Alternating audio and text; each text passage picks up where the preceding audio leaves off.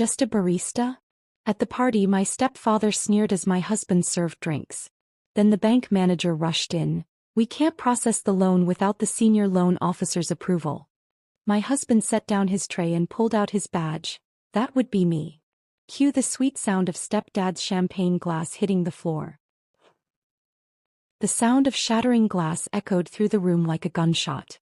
Richard's expensive champagne flute lay in pieces at his feet, the amber liquid seeping into the pristine beige carpet of his showpiece living room. His face had turned an alarming shade of white, mouth hanging open as he stared at my husband. You. Richard choked out. You're the senior loan officer? I savored the moment, letting myself imagine this scene playing in slow motion. The glass slipping from his fingers, the shock replacing his usual smugness, the utter disbelief as Jaden calmly tucked his bank ID back into his pocket. 5 years of condescension crashing down in one perfect moment. But the journey to this satisfying crash began long before tonight's party. It started the first time Richard laid eyes on Jaden and decided, without knowing a single thing about him, that he wasn't good enough for his stepdaughter. He works at a coffee shop? Richard had asked that first night, eyebrows raised in practiced disdain across the dinner table. He didn't even bother lowering his voice. Natalie, darling, I thought you said he had ambition. I'd felt my cheeks burn with embarrassment and anger. He does have ambition. The coffee shop is just... It's fine, Jaden had interrupted, squeezing my hand beneath the table. I love what I do at Benchmark Coffee. There's an art to creating the perfect espresso. I'd seen the slight tightening around Richard's eyes, the dismissive twitch of his lips. In that moment, Jaden became permanently labeled in Richard's mind, just a barista. Not a person with dreams, intelligence, or potential. Simply someone who made coffee for people Richard deemed important. My mother, Ellen, had given me an apologetic smile but said nothing to defend Jaden. This was her pattern since marrying Richard 3 years after Dad died. Smoothing over his rudeness, making excuses for his behavior, choosing peace at any cost. Richard's just protective of you, she'd whisper later. He wants what's best for your future. What's best for me is someone who treats me with respect and kindness, I'd fired back. Someone who makes me laugh and supports my choices. Jaden is that person. Mom had sighed, patting my hand. Just give Richard time to see that too. But time only deepened Richard's disapproval. When Jaden and I announced our engagement a year later, Richard had pulled me aside at the small family gathering. He'll never provide the life you deserve, he'd said, swirling his bourbon like he was imparting great wisdom. You're making a mistake, Natalie. The only mistake would be caring what you think, I'd replied, though my voice had trembled slightly. Part of me, the part still yearning for family harmony, had hoped Richard would eventually see Jaden's worth. Our wedding had been small but beautiful, held in a local garden with twinkling lights and just 50 guests. Richard had shown up late, complained about the heat and left before the cake cutting, making a point to tell several guests that he hoped the barista could at least afford a decent honeymoon. Jaden had taken it all in stride, his quiet dignity making Richard's pettiness seem all the more childish. He's your family, Jaden would remind me whenever I'd rage about Richard's behavior. I can handle his judgment if it means you get to keep your relationship with your mom. So we built our life together, a modest but happy existence in our starter home with our rescue dog Max. We maintained civil relations with Richard and Mom, joining them for occasional Sunday dinners and obligatory holiday gatherings. At each one, Richard would find some way to reference Jaden's job at the coffee shop, despite Jaden repeatedly mentioning he was also working at First National Bank. How's the coffee business? Richard would ask with feigned interest. Still making those fancy lattes? Business is good, Jaden would answer simply, never bothering to correct the deliberate misunderstanding. I'd urged him once to just tell Richard about his rapid promotions at the bank. Maybe he'd finally respect you if he knew. Jaden had shrugged. I don't need his respect. I have yours. Besides, he's never actually asked what else I do. He's not interested in the truth, just in feeling superior. When the phone rang last Tuesday evening, I'd had no idea it would set in motion the events leading to tonight's perfect moment of justice. I'd been cooking dinner, hands covered in breadcrumbs as I prepared chicken parmesan. Can you get that? I'd called to Jaden, who was setting the table. He'd picked up and I'd watched his expression shift from neutral to carefully controlled as he'd said, Hello, Richard. Pause. Yes, she's right here. I'd wiped my hands and taken the phone, already irritated. What is it, Richard? Natalie, I'm hosting an important business gathering this Saturday, he'd said, his voice tense. I need you to come help your mother. She's overwhelmed with the planning. Is everything okay? I'd asked, catching something unfamiliar in his tone. Not the usual confidence, but something closer to anxiety. Everything's fine, he'd snapped. Just some key investors and banking officials. Very important for the business. Your mother needs support. Jaden and I will both come, I'd said firmly. The silence had stretched long enough that I'd thought he might have hung up. Just you would be preferable, he'd finally said. This is a sophisticated event. My blood had boiled. Either we both come or neither of us does.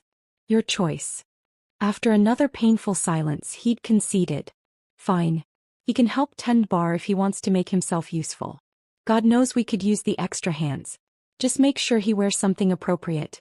Not those hipster coffee shop clothes.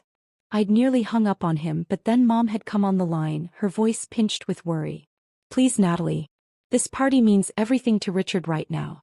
The business is facing challenges. He needs to impress these people. And so, against my better judgment, I'd agreed, not realizing I was setting the stage for Richard's champagne glass to hit the floor in what would become the most satisfying sound I'd ever heard. So your husband makes coffee for a living? The bank manager had asked me minutes earlier, watching Jaden efficiently mixing drinks behind the bar. Richard mentioned something about him being a barista? I'd smiled, years of practice keeping my expression pleasant while rage boiled beneath. Among other things, I'd replied, echoing Jaden's usual response. He's quite talented with beverages of all kinds.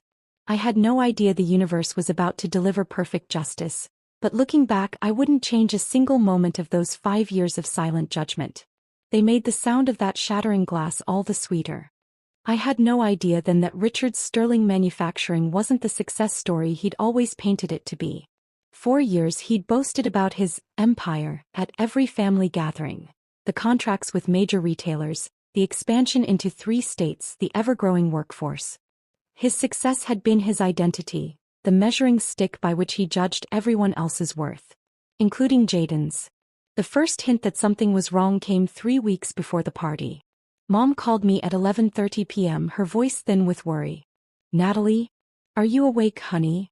I'd been reading in bed while Jaden slept beside me. What's wrong, Mom? Is everything okay? Everything's fine, she said automatically, but the tremor in her voice betrayed her. I needed someone to talk to. Richard's been at the office until midnight every night this week. When he comes home, he locks himself in his study with a bottle of scotch. Is the business in trouble? I asked directly. The silence stretched so long I thought we'd been disconnected. Mom. He doesn't know I'm calling you, she finally whispered. He'd be furious if he knew I was discussing this with anyone. But yes, there are difficulties. The Westport contract fell through. And the bank is asking questions about last quarter's numbers. My stomach tightened. How bad is it? He won't tell me exactly. But he's selling his boat. The significance wasn't lost on me. Richard's 38-foot cabin cruiser was his prized possession. The symbol of his success he loved to show off during summer gatherings. What can I do? I asked, though I wasn't sure what help I could offer. Nothing, dear. I shouldn't have bothered you. I just needed to hear a friendly voice. She paused. Actually, there is one thing. Richard's hosting a party for potential investors next month. It would mean a lot if you could come. Help me make everything perfect. He needs this to go well.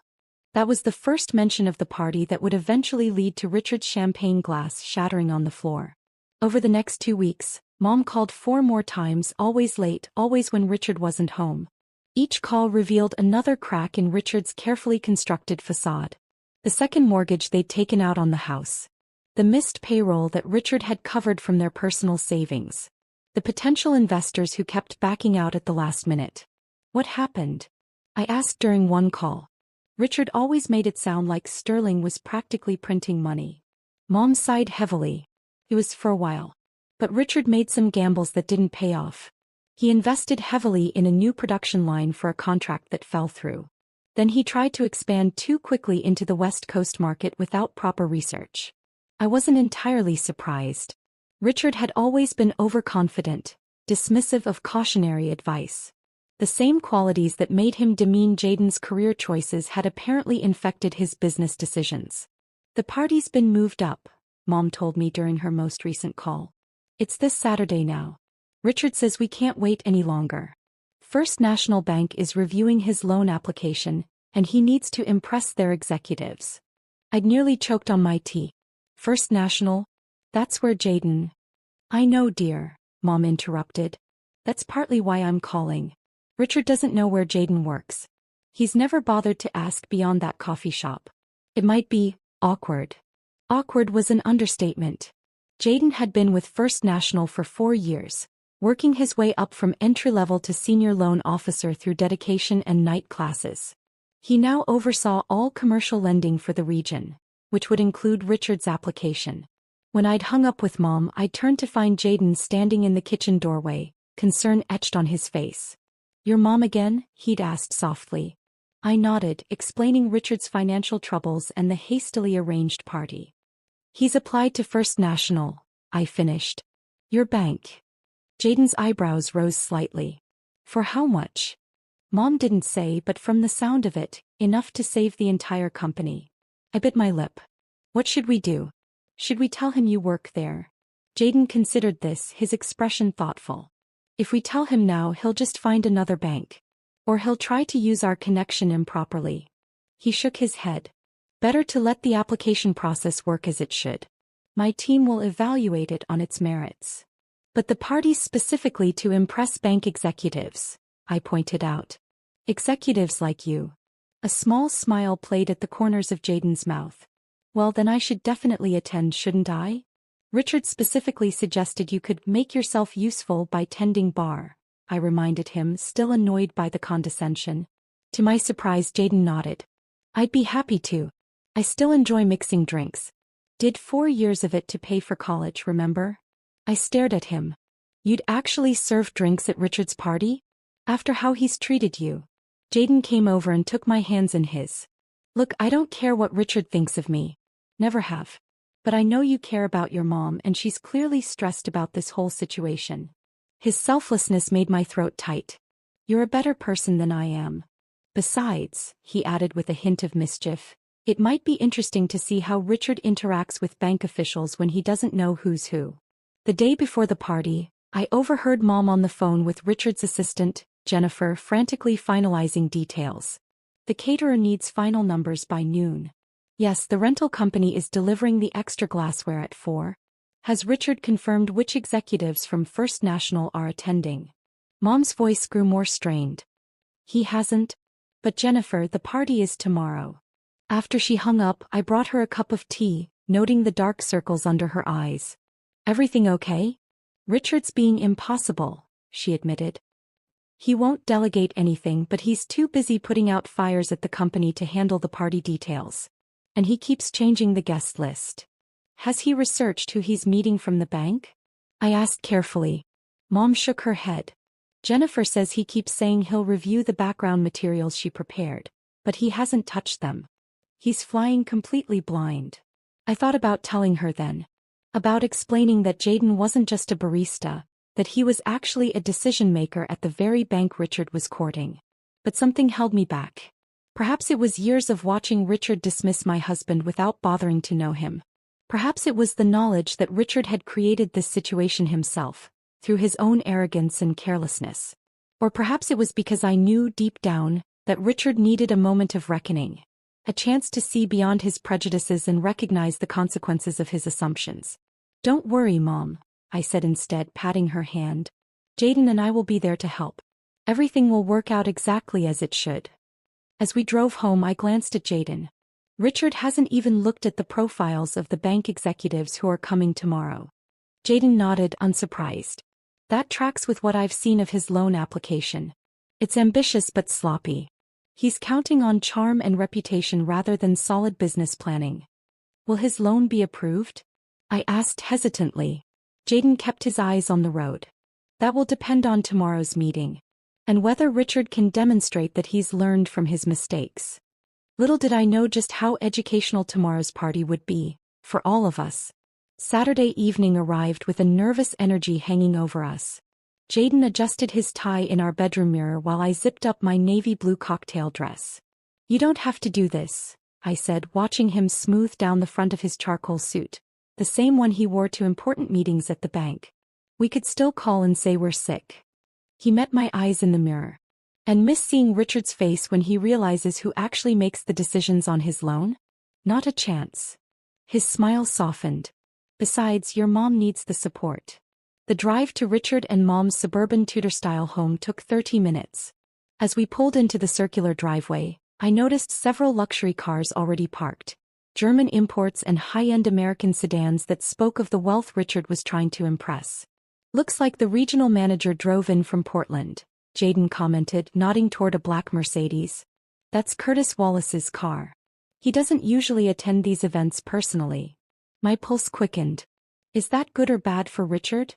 "It means his loan application has caught serious attention," Jaden replied, his expression giving nothing away. Mom greeted us at the door, relief washing over her face. She wore an elegant emerald dress that couldn't quite disguise how much weight she'd lost recently.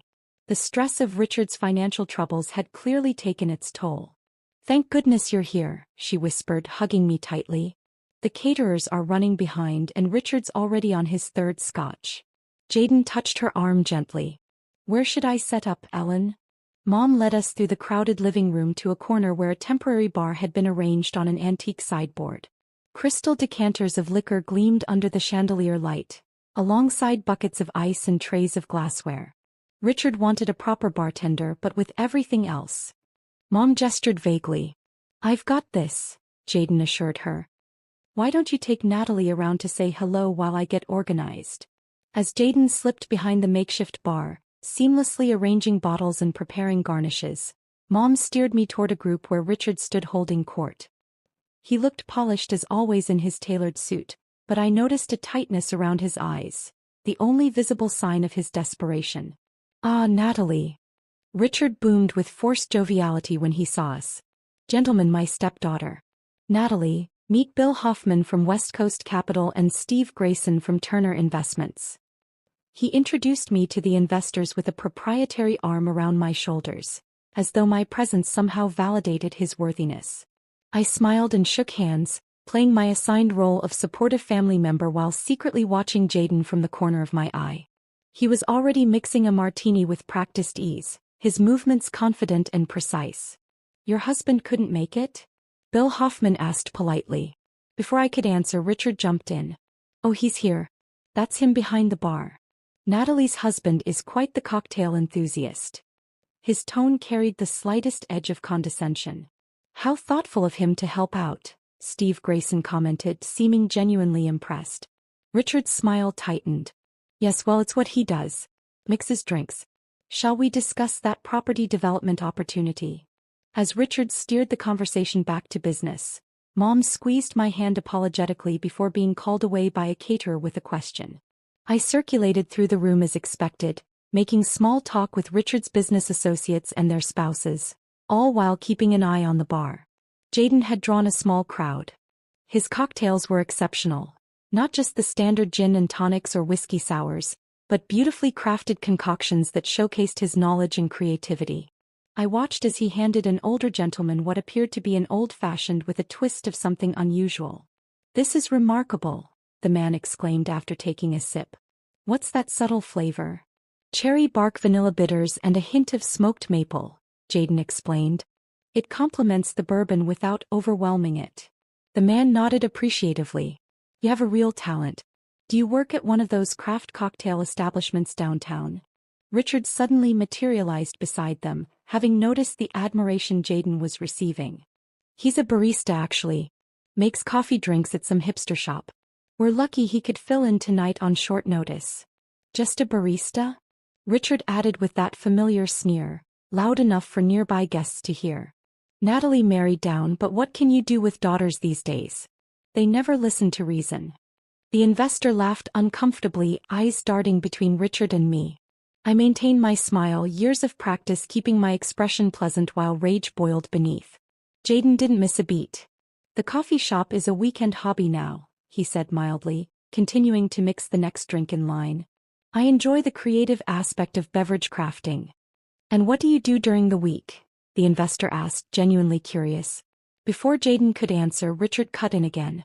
Who needs another drink? Bill, let me tell you about our projected earnings once this expansion goes through. Throughout the evening, Richard repeatedly found ways to emphasize Jayden's position, just serving drinks, while simultaneously preventing him from engaging in any meaningful conversation with the potential investors or banking officials who had begun to arrive. It was a carefully orchestrated dance of exclusion that I'd witnessed many times before at family functions, but tonight it seemed particularly calculated.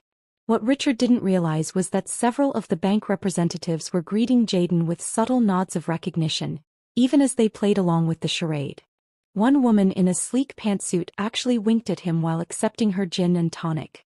Your Moscow Mule is the best I've had, Jayden, another banker commented. Though not quite as impressive as that proposal you approved for the Adams project last month. Richard, standing nearby, assumed this was just friendly banter with the bartender. Yes, he does make a decent drink, he acknowledged grudgingly. Not much of a career path, though. I was about to finally say something, my patience worn dangerously thin, when the front door burst open. A flustered man in his 50s with thinning hair and a slightly rumpled suit rushed in, eyes scanning the room urgently. I recognized him immediately as Thomas Brennan, the branch manager from First National's main office. I apologize for the interruption, he announced to the room, slightly out of breath. There's an urgent situation with the Sterling Manufacturing loan application. We can't proceed without the senior loan officer's approval on the amended terms. Richard stepped forward, alarm briefly flickering across his face before he composed himself. Mr. Brennan, we weren't expecting you until later. Perhaps we could discuss this privately in my study?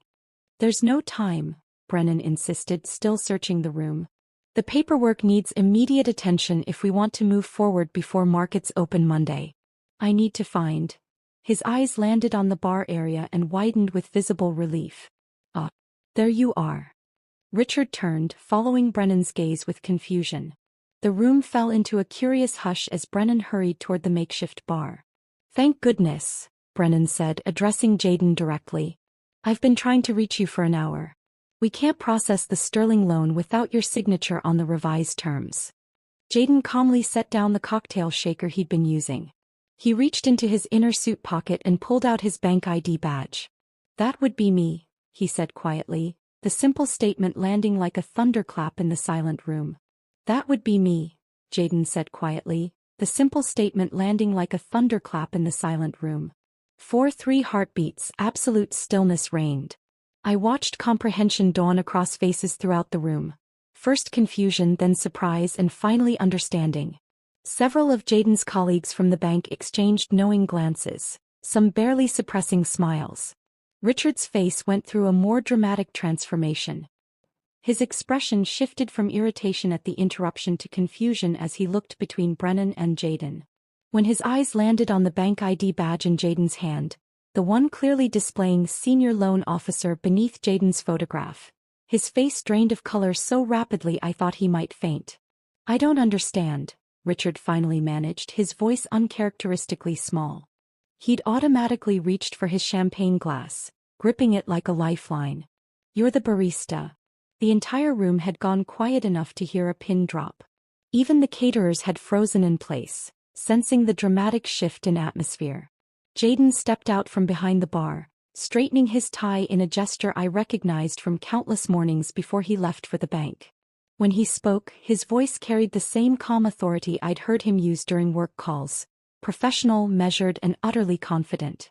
I started as a barista while putting myself through school, Jayden explained, not just to Richard but to the entire room. I still work weekend mornings at Benchmark Coffee because I enjoy it and it keeps me grounded. But for the past 4 years I've been with First National Bank. I was promoted to Senior Loan Officer for Commercial Lending 18 months ago. He turned slightly toward Thomas Brennan. I've actually been reviewing the Sterling Manufacturing application this week. I was planning to discuss it with you on Monday, but it seems we need to address it now. Richard's mouth opened and closed without sound, like a fish suddenly finding itself on dry land. Several of the investors exchanged glances, reevaluating the dynamics they were witnessing. Mom pressed her fingers to her lips, her eyes wide with shock. "You're reviewing my loan?" Richard finally managed, his voice cracking slightly. Jaden nodded. "My team handles all commercial loans above $3 million in this region." The implications were sinking in for everyone in the room. The man Richard had been dismissing all evening, for years really as just a barista, would be making the decision on whether his company survived.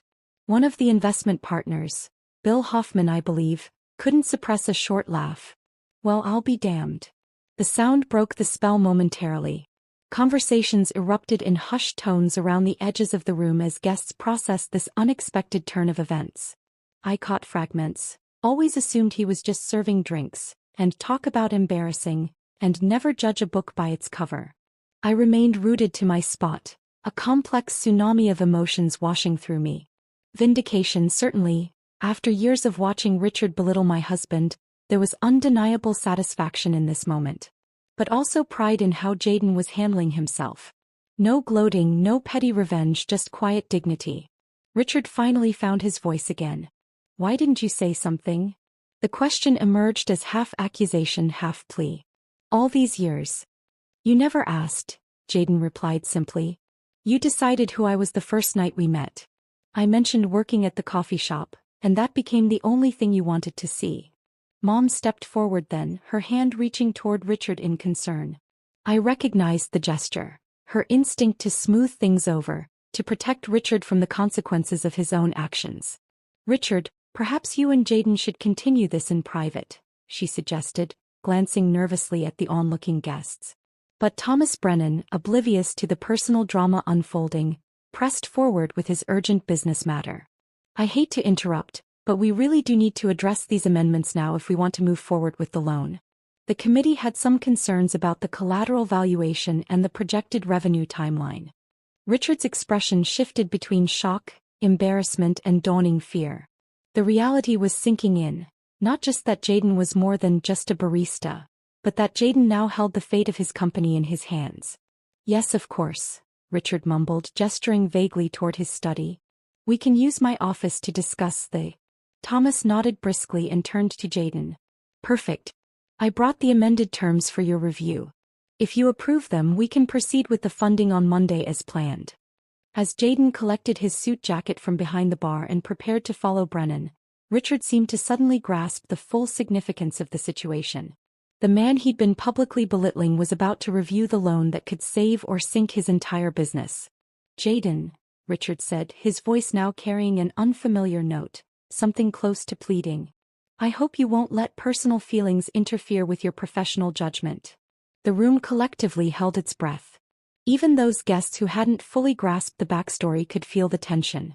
This was the moment when Jaden could easily dismiss Richard with the same condescension he'd endured for years. He could make a cutting remark about karma or comeuppance. He could even hint at denying the loan out of personal spite. Instead, Jaden straightened to his full height, looking Richard directly in the eyes. "I've never allowed personal feelings to cloud my professional judgment, Richard. Every application receives a fair and thorough review based on its merits. That's how I've built my reputation at the bank." The simple statement carried more weight than any threat or insult could have. It highlighted the contrast between them, between Richard's petty judgments and Jaden's professional integrity. Curtis Wallace, the regional manager from Portland whose Mercedes I'd noticed earlier, approached our small group. "Jaden's one of our top lending officers," he told Richard, clapping Jaden on the shoulder. "You couldn't ask for a more thorough or fair review of your application." Richard nodded mechanically, still visibly processing everything. He raised his champagne glass to his lips, perhaps seeking liquid courage, but found it empty. As he lowered it, the full weight of the evening, the years of misjudgment, the public revelation, the precarious position his business now occupied, seemed to hit him all at once. The champagne flute slipped from his fingers. The sound of shattering glass echoed through the room like a gunshot. Richard's expensive champagne flute lay in pieces at his feet, the remaining drops of amber liquid seeping into the pristine beige carpet of his showpiece living room. My eyes met Jaden's across the room. In that moment of connection, I saw everything I loved about him. His patience, his dignity, his quiet strength. He'd never needed Richard's approval or respect. He'd always known his own worth. As Richard stared down at the shattered glass, a perfect metaphor for his shattered assumptions, I felt something unexpected alongside the satisfaction. A flicker of pity. Richard's judgments hadn't diminished Jayden.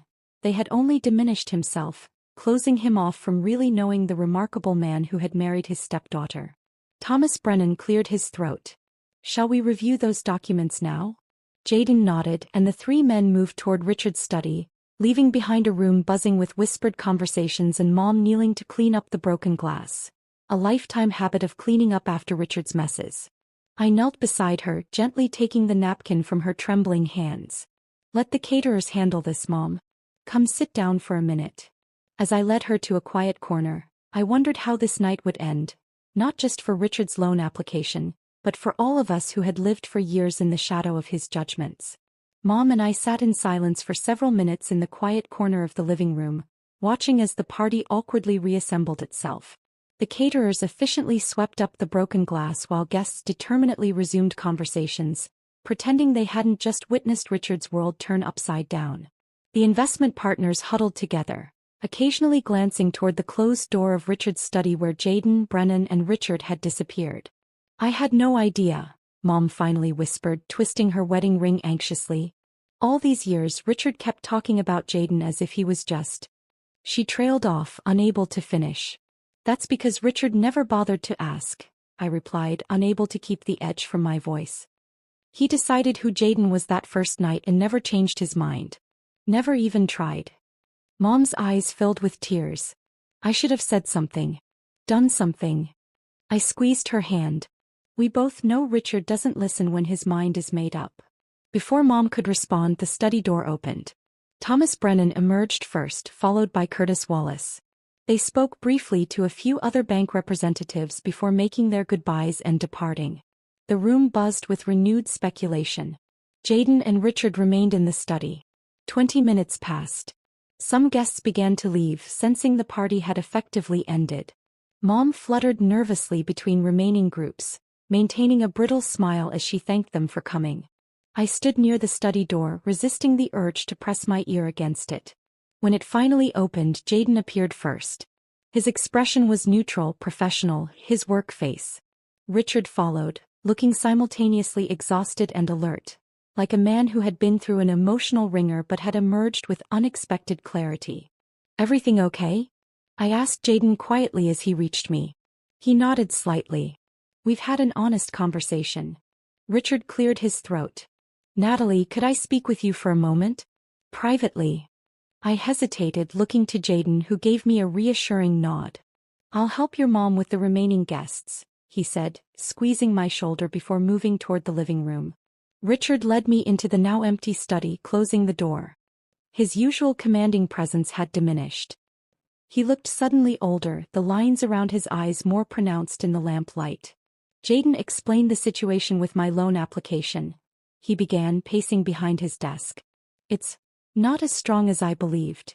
I remained silent, letting him continue without interruption. "He identified several critical flaws in my business plan that I hadn't considered." Richard ran a hand through his silver hair. "Flaws that would have been discovered eventually, probably after I'd taken on even more debt." "Is he denying the loan?" I asked. Richard shook his head. "He's recommending a modified approval with stricter oversight and a phased disbursement contingent on meeting specific milestones." He gave a short, humorless laugh. "It's actually better than I deserve." The admission was so unlike Richard that I stared at him, momentarily speechless. "I've been unfair to your husband," he continued, the words seeming to physically pain him. "I made assumptions about his character, his intelligence, his potential, all based on a job I deemed beneath me." "Yes, you did," I agreed, not making this easy for him. "For 5 years, you've belittled and dismissed him at every opportunity. You've made snide comments, ignored his accomplishments, and treated him like he was inferior, all without bothering to know the first thing about him." Richard winced. "I know." "No, I don't think you do," I pressed, years of bottled frustration finally finding release. "Do you have any idea how many family gatherings Jayden has endured for my sake? How many times he's swallowed his pride and accepted your condescension because he knew I wanted peace with Mom. He never needed your approval, Richard. He's always known his worth. But I needed you to see it and you refused to even try. To my shock, Richard's eyes glistened with moisture. In 5 years I'd never seen him display such vulnerability. I was wrong, he said simply. I've been wrong about many things. The straightforward admission stunned me into silence. Jaden didn't have to help me tonight, Richard continued, staring out the window at the dwindling collection of cars in the driveway. He could have denied my loan outright and been completely justified. Instead, he's giving me a chance to save my company, provided I'm willing to accept guidance and oversight. He turned back to me. Your husband is a better man than I am, Natalie. I see that now. The conversation with Richard left me emotionally drained but cautiously hopeful. When Jaden and I finally left that night, the last guests long gone, Richard shook Jaden's hand. It wasn't a warm embrace or a heartfelt apology. Richard had too much pride for that, but it was acknowledgement. A beginning. The weeks following the party brought subtle but significant changes. Richard's company entered the structured loan program that Jaden had recommended. Under the bank's guidance, Richard was forced to scale back his grandiose expansion plans and focus on stabilizing his core business. A bitter pill he might never have swallowed without the wake-up call of nearly losing everything. 3 weeks after the party, Richard called Jaden directly, not through me, to ask his opinion on a restructuring proposal. The conversation lasted nearly an hour. He actually listened, Jaden remarked afterward, genuine surprise in his voice. A month later we accepted an invitation to dinner at their house, something we'd usually approach with dread. The evening wasn't without tension, but Richard made a visible effort. He asked Jaden about his work at the bank. He even expressed interest in specialty coffee, admitting he knew nothing about the different brewing methods Jaden had mastered. Maybe you could show me sometime, Richard suggested as we were leaving. The offer was awkward, hesitant, but sincere.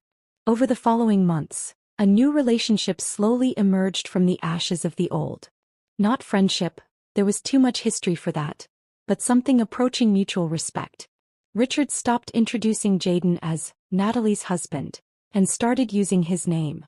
He began consulting Jaden on financial matters, acknowledging his expertise. Most significantly, he stopped making snide comments about Jaden's weekend job at the coffee shop. 6 months after the party, when Sterling Manufacturing met its first major milestone under the loan program, Richard invited us to a small celebration dinner. I wouldn't be here without Jaden's guidance, he admitted to the small gathering of employees and family. Sometimes the best advice comes from unexpected sources. It wasn't a full acknowledgement of his prejudice, but for Richard, it was progress. That night as Jaden and I drove home, I asked the question that had been on my mind for months. Do you think you'll ever forgive him completely? Jaden considered this, his face thoughtful in the dashboard light. Forgiveness isn't really the point, he finally said. What matters is that he's learning to see people for who they really are, not who he assumes them to be. That kind of growth is worth more than an apology. As we pulled into our driveway, he added, everyone deserves a chance to rebuild on honest ground. I leaned over and kissed him, overwhelmed yet again by the quiet wisdom that Richard had spent years overlooking. My husband had never been just a barista. He had always been extraordinary. Richard had simply refused to see it. And while the sound of that champagne glass shattering would always remain one of the most satisfying moments of my life, watching Richard slowly earn Jaden's respect was, in its own way, an even sweeter victory.